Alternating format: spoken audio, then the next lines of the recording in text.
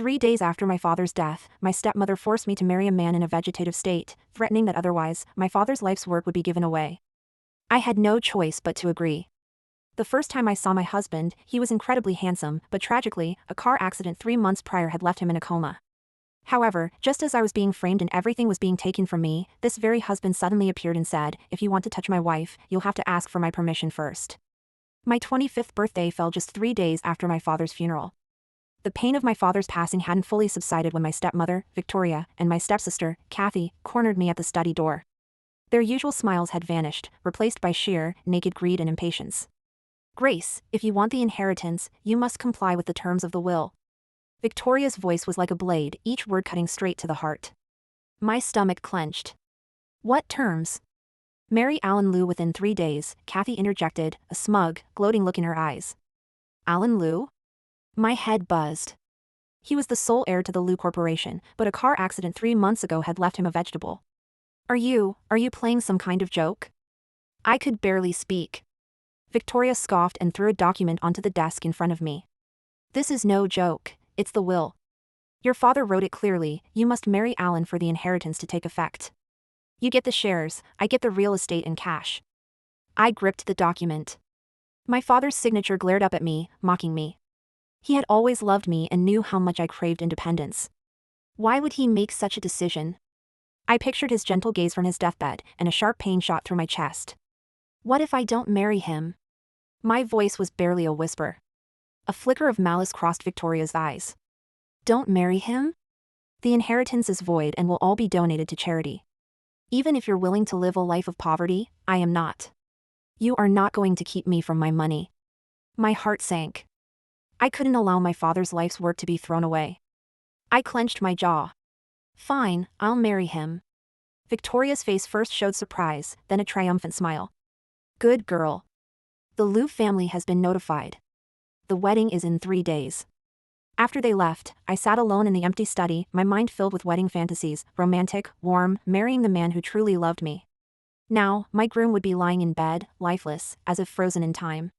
The wedding was rushed 3 days later, no flowers, no blessings, just a cold, transactional ceremony. Kathy, in a designer gown, sneered, "Look at her dress. She looks like a mourner."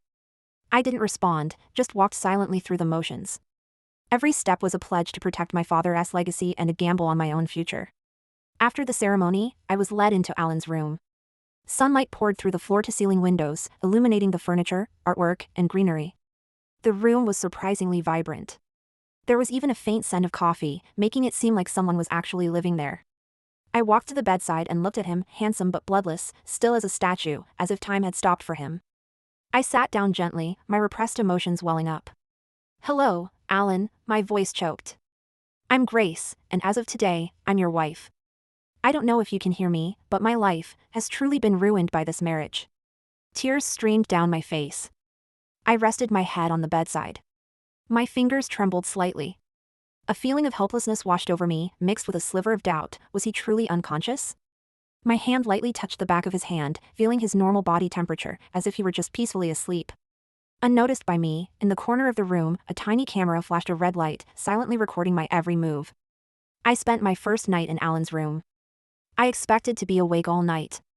But exhaustion eventually overcame grief, and I fell into a deep sleep on the sofa. When I woke up, the morning sun poured through the windows, bathing the furniture, plants, and wall art in light, making the entire space feel warm and real. I felt an unprecedented calm, as if some secret were hidden here, waiting for me to discover it. I began to examine the room closely. It didn't look like a vegetative patient's room, it looked like the trace of a life actively lived. On the desk, an open economics treatise was covered with dense annotations. A teacup on the nightstand still held semi-dry tea stains, suits hung neatly in the closet, each labeled with a unique tag, hinting at the owner's identity and taste. I couldn't help but let out a quiet laugh. I spoke to Alan in the bed. "Alan, so you were a scholar." Curiosity burned like a flame, and I began to search for clues of his life like a detective. Jazz music played from the Bluetooth speaker. He loved jazz. Various plants were neatly arranged on the balcony. He liked greenery. The walls were hung with works by unknown artists. Yet the compositions were strange and the colors rich. He collected paintings. Every day, I would go into the room and share my discoveries with the sleeping Alan. "Alan, I like the music you listen to, too." "Alan, I really like that painting you have on the wall." In these details, I sensed his real soul, not just a cold body, but a flesh and blood, fascinating man. I started to imagine what kind of man he would be if he hadn't had the accident, accompanying me to an exhibit, debating artwork in a gallery, or drinking coffee together in the afternoon sun. Pity slowly turned into curiosity, and curiosity quietly morphed into a crush. That day, Victoria called, her tone triumphant. "Grace, you better not be late. Today is your big day. My heart tightened. I quickly gathered myself and headed to the company, feeling uneasy and alert. At the board meeting, Victoria and Kathy, along with several directors, suddenly pressured me to sign a fraudulent contract, claiming it would give me a large sum of money. My hands trembled with anger. Just as I was about to refuse, I inadvertently caught sight of a document on the table.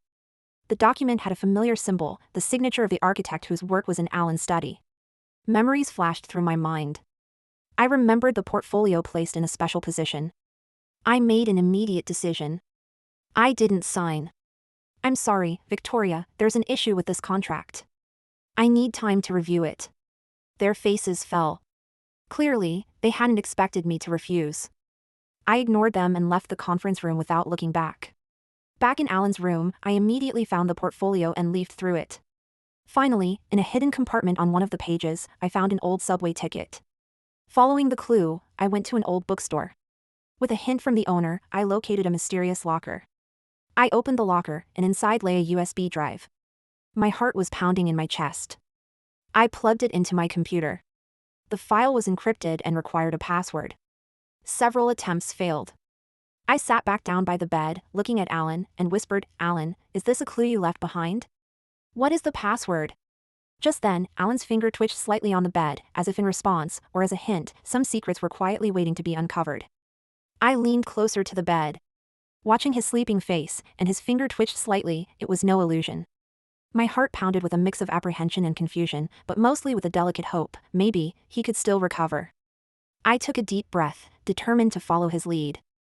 I was no longer a passive mourner accepting my fate, but an active participant in this game.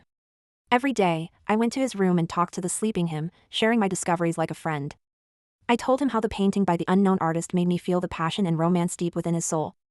I told him I liked his habit of repairing cracked teacups with gold thread, which made him seem patient and appreciative of life.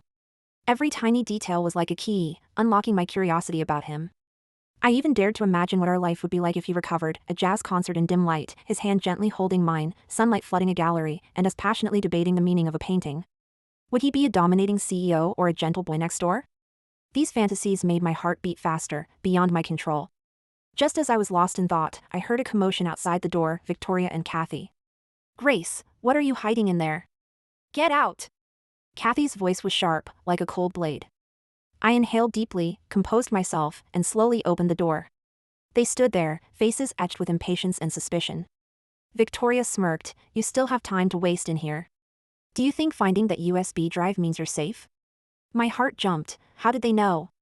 "Do you think his little trick can turn things around for you?" Victoria's cold voice was like a sharp sliver of ice. "You're too naive." Kathy chimed in, "There's nothing on that USB drive. It's just Alan's prank. You think you're so smart, but you're just a fool." My eyes narrowed with a cold intensity. I clutched the USB drive, filled with caution. What were they planning? "We're here to give you one last chance." Victoria advanced toward me. "Hand over the USB drive, sign the contract, and we can ensure you're taken care of. Otherwise..." She didn't finish the sentence, but the threat was enough to send a chill down my spine. I looked at them, a cold smile forming on my lips. "Victoria, do you really think I'll let you manipulate me?" They froze. Victoria stammered, What do you mean?" My smile deepened. "You'll find out soon enough. I won't hand over the USB drive. I'm going to use it to protect my father's legacy."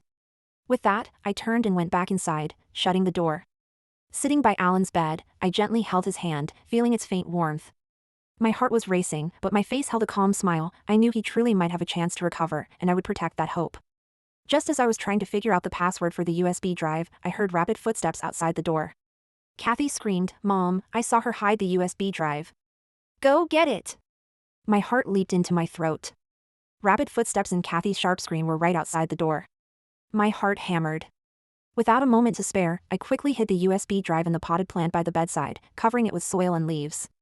The door was abruptly shoved open, and Victoria and Kathy stormed in. Their faces were a mask of panic and rage, their eyes sweeping every corner of the room like searchlights. "Where is the USB drive? Where did you hide it?" Victoria demanded fiercely. I forced a calm demeanor, a serene smile on my face. "What USB drive? I don't know what you're talking about." Kathy was stamping her feet in fury. She pointed at my hands. "Don't play dumb. I saw you hide something." "I was just tidying Alan's room." "What? Is that not allowed?" I countered. Victoria saw my rigid stance and realized snatching it wouldn't work, so she changed tactics. She walked up to me, plastering a fake smile on her face. "Grace, listen to your aunt. You can't beat us. There's nothing on that USB drive. Why are you risking your whole future for a worthless person?" "The worthless person you speak of is my husband," I said coldly. "You'd better show him some respect." My words stunned both of them. You're actually infatuated with him?" Victoria's eyes were wide with disbelief, as if she'd witnessed something absurd. "He's a vegetable. How could he possibly help you? Don't be foolish." I didn't argue further with them, only looked at them with a look of disdain. I knew I couldn't let them know that I suspected Alan might be improving. It would compromise my strategy to wait and watch. And also make them more wary of Alan. Seeing that I was unyielding, they left in a huff. I waited until they were far away before letting out a long sigh of relief. I retrieved the USB drive from the planter, sat by the bed, and looked at Alan. I noticed my hand was shaking. "Alan, who are you, really? What exactly are you planning behind the scenes?" I whispered, as if speaking to the air. Just then, my gaze was drawn to a photo frame on his nightstand. It was an old frame holding a faded photograph. In the picture, there was a young man and a little girl. My heart gave a sudden jump. The little girl, wasn't that me when I was young? And the man, his profile looked familiar. I picked up the frame to look closer. I had never seen this photo, but I remembered the setting. It was at my father's company on my 14th birthday. My father had taken me to his office, and a young intern had taken this picture of me. I looked at the slightly blurry profile. Could that intern be Alan? Suddenly, everything clicked. My father's will was not a ridiculous arrangement. On his deathbed, he was entrusting me to the person he trusted most. He knew my gentle nature made me vulnerable to being bullied, and Alan was the only person he believed could protect me and was worthy of me. A wave of warmth washed over my heart. I looked at Alan in the bed, tears streaming down my face. I no longer felt sadness, but deep gratitude. "Alan, thank you," I whispered, resting my head on the back of his hand. My tears fell onto his hand, and I could feel the faint warmth of his skin. Just then, I suddenly felt his fingers move again. This time, it wasn't a slight tremor, but a gentle pressure, resting on my hand. I looked up at him in shock. His eyes were still closed. But I knew he had heard me. He had been listening all along. I held the USB drive tightly, a tremendous surge of strength welling up inside me. I was no longer alone. Together with this man, I would fight for my father's legacy and for our own future. I sat by the bed, looking at Alan, my heart swirling with emotions I'd never felt before. He wasn't just my husband, he was the protector my father had entrusted to me. My father's final arrangement wasn't meant for me to marry a vegetable, but to give me a reliable ally. I inserted the USB drive into the computer in Alan's room and tried various possible passwords, but all failed. I sighed, rested my head on the back of his hand, closed my eyes, and cleared my mind. Suddenly, I thought the password might be related to that photograph, our first meeting, and a secure password no one else would guess.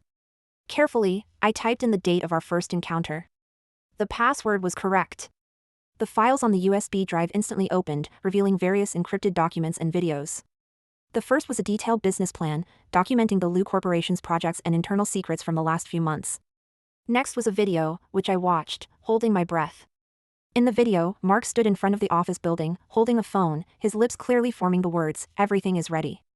Just waiting for that person to show up. I instantly recognized him, he was Alan's most trusted deputy. I had seen him a few times after the wedding. The scene switched to surveillance footage, a black sedan sped out from behind and slammed directly into Alan's car, which rolled over before finally stopping. My heart sank, Alan's car accident wasn't an accident at all, it was a premeditated murder. And the one who orchestrated the conspiracy was the person he trusted most, Mark. I continued to scroll through the files, finding more evidence, Mark's business dealings and secret agreements with Victoria and Kathy, and a recorded phone call. In the recording, Victoria mocked me, calling me an idiot and stating she would quickly seize the inheritance, while Mark was plotting how to completely push me out. My hands began to tremble, and tears streamed down my face, not from sorrow, but from fury and determination. I looked at Alan in the bed and whispered, "Alan, don't worry. I will get justice for you, and for my father." I copied all the evidence to a secure storage device and put the USB drive back where I found it. I made a copy of all the evidence on the USB drive and saved it to my private cloud storage. Looking at the documents on the screen, the kind that could ruin Victoria, Kathy, and Mark, the rage in my heart intensified. I would no longer be passive, I was going on the offensive. The next day, I arrived at the company early. Breaking my usual silence, I walked directly into the chairman's office. Victoria and Kathy looked at me with expressions of disdain. "Grace, what are you doing here? This isn't where you belong." Victoria's voice held a hint of mockery. "Why? Can't I, the wife of the company's largest shareholder, be here?" I said coldly, wearing a confident smile. Victoria's expression shifted. She hadn't expected such audacity from me. Just as she was about to speak, there was a knock on the office door. Mark walked in, and when he saw me, a flash of wariness crossed his eyes. "Victoria, at today's board meeting, we must get Grace to sign that contract." Mark whispered to Victoria. Victoria nodded, then turned to me, putting on her fake smile again. "Grace, since you're here, let's go to the board meeting together." Perfect timing, actually. "There are some things that require your signature." I didn't say anything, just followed them into the boardroom. All the directors were already seated, and they all looked at me with confusion. "Ladies and gentlemen," Victoria stood up, a smug smile on her face. "The purpose of today's meeting is to witness something. Grace has decided to transfer all the shares she holds to me." Her words immediately caused a stir in the entire room. "What? That's impossible. Grace, are you crazy?" I looked at them, a calm smile on my face. Ignoring their shock, I quietly walked up to the conference table. "Victoria, are you sure this is the only path available to me?" I asked softly, a hint of provocation in my voice. Victoria sneered. "What do you think? You have no background, no ability. What makes you think you can fight us?" "What makes me think that?" I smiled, a smile of absolute confidence. "I'm counting on my husband." My statement stunned everyone. "What? Your husband? That vegetable?" Kathy shrieked, her face twisted in mockery. Ignoring her, I placed the document I had prepared on the table. "Directors, this is the business plan left by my husband, Alan. Once you've read it, I believe you will reconsider who truly deserves to hold the company's shares." Victoria and Kathy's faces instantly paled when they saw the document. They rushed forward, trying to snatch it away. That's impossible. How could he, a man in a vegetative state, possibly have left this document?" Victoria's voice was shaking. "Nothing is impossible in this world," I said coldly. "Didn't you call him worthless? Take a look. Isn't this business plan more valuable than yours?" My words left both of them speechless. Just then, the conference room door was violently thrown open. A man, supported by bodyguards, walked in. His face was slightly pale, but his eyes were sharp and filled with strength. It was him, Alan. Everyone was stunned. They stared at Alan as if they had seen a ghost. "If you want to touch my wife," Alan's voice was deep and powerful, like it came from the depths of hell, "you'll have to ask for my permission first." The moment Alan walked into the boardroom, time seemed to stand still. The heavy wooden door was pushed open with a grating sound, and every eye in the room snapped to the doorway. Several directors' pens clattered onto the table. And chairs scraped harshly. The air instantly solidified. Victoria and Kathy's faces went instantly white, as if they had seen a ghost. They never could have imagined that the man everyone considered a vegetable would be walking unconscious. Alan walked in, step by slow step, supported by his bodyguards. His gait was slightly heavy, yet carried an undeniable power. Each step felt like a stomp directly on Victoria's heart. He walked over to me and gently took my hand, and his warmth instantly calmed me. "Victoria, you seem to have forgotten who the heir to the Lu Corporation is." Alan's voice wasn't loud, but it echoed like a tolling bell in the room. Victoria's lips trembled. You weren't." "I wasn't what? A vegetable?" Alan sneered, his gaze sharp. "I'm sorry to disappoint you." He turned to look at me, his eyes softening, his voice low. "You did very well, Grace." Tears instantly blurred my vision. I squeezed his hand tightly, pouring all my resentment and gratitude into the gesture. Then Alan's gaze shifted, landing on Mark in the corner, icy as a blade. "Did you think no one knew about everything you've done?" Mark's face was ashen, his body shaking uncontrollably. He tried to back away, but the bodyguards blocked the doorway. I knew you had planted spies around me, Alan's tone was chilling. But what you didn't realize is that I used you, too. You, yourself, delivered my business secrets right into Victoria's hands. What? A few directors gasped. Whispers erupted in the boardroom, and everyone turned their attention to Mark. Victoria's voice was laced with panic. Alan, what exactly are you trying to do? It's simple. Alan's lips curled into a cold, confident smile. Take back everything that's mine, and make you pay the price you deserve. He handed a USB drive to a bodyguard, who immediately plugged it into the projector. Instantly, the screen displayed evidence of Victoria, Kathy, and Mark's crimes, money laundering records, commercial fraud contracts, and even the surveillance footage of the murder attempt car crash.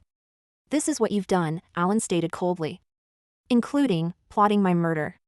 Murder? Several directors shot to their feet. One immediately called a lawyer on his phone, while another director announced coldly. I moved to immediately suspend Victoria from all her duties and call the police. Victoria and Kathy were shaking all over, their faces ashen. They could barely stand. They knew this time, they were finished. Silence fell over the boardroom, broken only by Alan's low, authoritative voice. After the meeting, I helped Alan back to his room. A million things were swirling in my mind, but I didn't know where to start. Alan, when did you wake up? I couldn't help but ask softly. I was never truly in a coma. It was the best way to investigate the truth.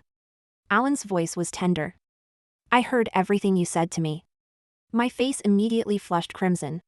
You know, Grace, Alan's gaze was deep and steady. I faked the coma to draw the snakes out. But you were my biggest surprise. I thought you would leave for the sake of the inheritance, but I never imagined you would stand by me, time and time again, with such kindness and courage. He reached out and cupped my cheek, his voice low. Grace, I love you. From the moment you tidied my room to the way you fought them alone, you showed me who the person I truly want to protect is. In Alan's room, we held each other tightly. All the confusion, fear, and loneliness of the past few months vanished in that moment. I was no longer alone, I had this strong, gentle man by my side. The next day, sunlight streamed through the windows, warm and bright. When I woke up, Alan was already fully dressed. He sat by the bed, looking at me with a soft smile. Awake? He asked quietly. I nodded, looking at him, still with a trace of uncertainty in my eyes. Are you really okay now? I've been fine all along. He smiled, reached out, and gently stroked my head. I just needed someone like you, kind, courageous, and capable of protecting me. Now, I've found her. His words deeply moved me, and a surge of strength rose within me. We didn't waste any time and immediately set our plan into action. Alan used the business resources under his control, and I used the evidence from the USB drive to launch a full-scale counterattack against Victoria and Kathy. As the company's new chairman's wife, I disclosed Victoria and Kathy's actions to all the directors and employees. I used clear evidence to expose their commercial fraud, money laundering, and the crime of attempting to murder Alan. The directors were shocked and quickly expressed their willingness to support me. Alan, meanwhile, was strategizing behind the scenes.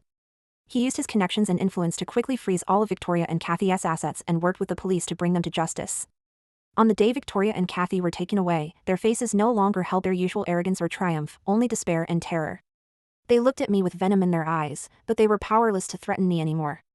I stood at the company entrance, watching them being led away. There was no pleasure in my heart, only peace. I had avenged my father and won freedom for myself. When everything had settled, I returned to Alan's room. He was still lying in bed, but this time, his eyes were open, and he was looking at me. You did wonderfully, he said with a smile. You are a natural leader, much stronger than you ever imagined. I walked to the bedside, sat next to him, and held his hand. Alan, I asked softly, will you still lie here like before? No. He laughed, a laugh full of confidence. I just wanted to lie here a little longer, just to watch you, quietly, like I used to. My heart was deeply touched by his words. In this quest for justice, we were more than just business partners, we were each other's strongest anchors. We faced the storm together and protected each other. I looked at him, and I knew I had fallen in love with this man. The revenge was complete, and all the turmoil had subsided. Victoria and Kathy were behind bars, and Mark had received his due punishment. My father's company was back under my control, and I had become a brand new person. With everything settled, Alan made a full recovery from the hospital. He didn't rush to announce our relationship publicly, nor did he hurry back to the company. The first thing he did was take me on his private jet to a secluded island. This is the place I've always wanted to bring you, Alan said gently, standing on the beach as the sea breeze ruffled my long hair. Everything is in the past now. From this moment on, there is only us. I looked at him, my eyes welling up. I never imagined my marriage, my life, would undergo such a massive transformation. I thought I had married a vegetable, but instead, I had married a prince. Our days on the island were peaceful and sweet. We walked on the beach, watched the sunrise and sunset, and listened to the sound of the waves under the night sky. Alan cooked for me and told me stories of his past. He was no longer the vegetable lying in bed, but a real, gentle, and utterly charming man. I gradually realized that I had fallen deeply in love with him. He was more than just my husband, he was my confidant and my soulmate. One clear, moonlit night, we sat on the beach, gazing at the stars. Alan suddenly turned to me, his eyes filled with profound tenderness. "Grace," he said softly, "we are husband and wife, but legally, we haven't truly consummated our marriage." My heart gave a sudden thump. I knew what he meant. For these past few months, I was lying in bed, and you took care of me, you protected me. I saw everything you did. He gently caressed my face, his eyes full of love. Now, I want to hold a new wedding for you and for our love. I couldn't hold back the tears anymore. Alan. I choked out, unable to speak. "Marry me, Grace." He smiled, his expression warm and captivating. This time, not for the inheritance, not for my father's will, but for us. Marry me and be my true wife. I didn't hesitate for a second. I nodded, my vision blurred by tears. "I do." He lowered his head and gently kissed me. The kiss was filled with love and promise. After Alan's proposal, we didn't rush back to the busy city. This island became our paradise of rebirth. We didn't have a grand wedding, just a simple ceremony. Under the witness of the sea breeze and the sun, we exchanged rings and made a lifelong vow to each other. That evening, the sound of the waves was the most romantic background music. I sat on the balcony, watching the moonlight on the sea, my heart filled with an unprecedented calm. The door behind me gently opened, and Alan walked out. He wasn't wearing his suit from earlier, just a simple white shirt, looking exceptionally tender in the moonlight. He walked up to me and gently pulled me into his embrace. "Are you doing okay, Grace?" I rested my head on his shoulder, feeling his warm embrace. "I'm great, Alan. It all just feels like a dream." He chuckled, then kissed the top of my head. "This isn't a dream. From today on, you will be my true wife." His words made my heart race. He took my hand and led me into the room. Candles flickered, petals covered the bed, and a faint fragrance filled the air. He put on a soft jazz song, the one I loved to play for him when he was in a coma. He looked at me, his eyes full of love. "Grace, for these past few months, I was lying in bed. You took care of me, you protected me. I saw everything you did." He gently caressed my face, his voice deep and magnetic. "Now, I want to do something for you, and for our love." He kissed me, and the kiss was full of love and promise. I melted into his tenderness, returning his kiss. His hands gently stroked my back, and my heart could no longer be still. We sank onto the bed together. He kissed every inch of my skin, using all his passion to tell me that he loved me. I responded to him willingly. My fingers lightly stroked his face, and the warmth of his body gave me a sense of security I had never known. That night, we were no longer just husband and wife in name, but true soulmates. Back in the city, I formally took charge of the company as Alan's wife. I didn't rush to change things, but followed my father's principles, working steadily step by step to bring the company back on track. Alan became my strongest support. He was no longer the vegetable in bed, he was a true king, using his wisdom and ability to protect and guide me. We attended business dinners together and faced media interviews. When people asked me how I managed to save a company on the brink of bankruptcy in a month, I always smiled and looked at Alan. I wasn't fighting alone, I would say. My husband, he was with me all the way. I looked at Alan, and the depth of affection in his eyes let me know that every choice I had made was the right one. My life had undergone a tremendous transformation. I no longer had to live cautiously, nor did I have to compromise to survive. I began to learn to love myself and enjoy life. I picked up my paintbrush again, and with Alan's encouragement, I painted the moments of our life together. Those paintings were full of color and warmth, just like my life. My story began with an absurd marriage of convenience but concluded with a romantic love story. I once believed my life would be shrouded in grief and despair, but unexpectedly, thanks to a vegetable husband, I embraced a brand new beginning. The road ahead is still full of unknowns, but I am no longer afraid. Because I know I have the man who has always protected me by my side. And our story has just begun.